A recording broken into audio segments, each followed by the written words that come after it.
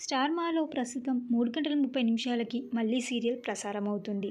ప్రస్తుతం స్టోరీని చూస్తే అరవింద్ క్యారెక్టర్‌లో నటించిన గౌరవ్ సీరియల్ నుండి తప్పుకోవడంతో అరవింద్ క్యారెక్టర్‌ని చంపేసినట్టుగా చూపిస్తారు.